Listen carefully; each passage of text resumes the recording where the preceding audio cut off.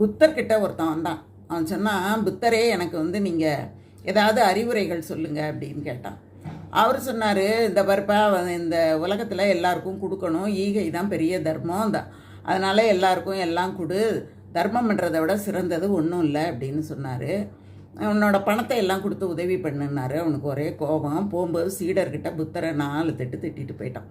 கொஞ்ச நேரம் கழித்து அங்கே ஒரு பிச்சைக்காரன் வந்தான். வந்த உடனே இந்த புத்தர் என்ன பண்ணார், கூப்பிட்டு அவனுக்கு சாப்பாடு போட்டார்.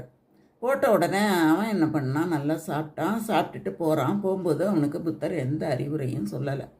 அப்போ சீடர் கேட்டான், முதல்ல வர்றவனுக்கு அறிவுரை சொன்னீங்க, அவன் உங்களை 4 திட்டு திட்டிட்டு போனான், இவருக்கு நீங்கள் ஒன்றுமே சொல்லலையே அப்படின்னு கேட்டான். யார் யாருக்கு எதை சொல்லணுமோ அதை நேரம் அறிஞ்சு சொல்லணும். எல்லாருக்கும் எல்லா அறிவுரையும் பொருந்தாது, பொருந்துறதை தான் சொல்லணும் அப்படின்னு சொன்னாராம்.